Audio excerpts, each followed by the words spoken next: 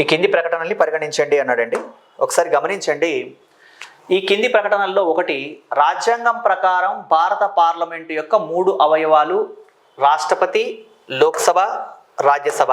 ఇక్కడ గమనించాలి, ఇక్కడ ఆర్గన్స్ ఆఫ్ ద గవర్నమెంట్ అనలేదు, ప్రభుత్వ అంగాలు అనలేదండి, పార్లమెంటు యొక్క 3 అంగాలు అన్నారు. కాబట్టి పార్లమెంట్ అంటే ఏంటి? ఆర్టికల్ 79 ప్రకారం Lok Sabha plus Rajya Sabha plus president is equal to parliament. కాబట్టి ఈ స్టేట్మెంట్ కరెక్టే.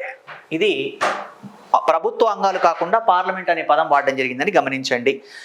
నెక్స్ట్, రాజ్యసభను ఎగువ సభ అంటారు, లోక్సభను దిగువ సభ అంటారు. అన్నీ కరెక్టే.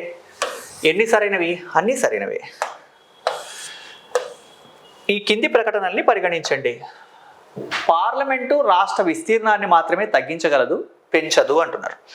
పార్లమెంట్కి ఆర్టికల్ 3లో ఉన్నటువంటి అధికారాల ప్రకారం విస్తీర్ణాన్ని తగ్గించే అధికారం ఉంది, పెంచే అధికారాన్ని ఉంది కదా. అంటే ఒకటి కన్నా ఎక్కువ రాష్ట్రాలని కలిపి ఓ రాష్ట్రంగా ఏర్పాటు చేయాలంటే చేయొచ్చు కదా. ఇప్పుడు చూడండి, 29 రాష్ట్రాలు ABCD ఉన్నప్పుడు 1956లో వాటిని 14 రాష్ట్రాలు చేశారంటే ఏమైనట్టు? అక్కడ విస్తీర్ణాన్ని పెంచినట్టు కదా. కాబట్టి తగ్గించగలదు, పెంచదు అంటే తగ్గించగలదు, పెంచగలదు, రెండూ చేయగలదు. కాబట్టి ఈ స్టేట్మెంట్ రాంగ్.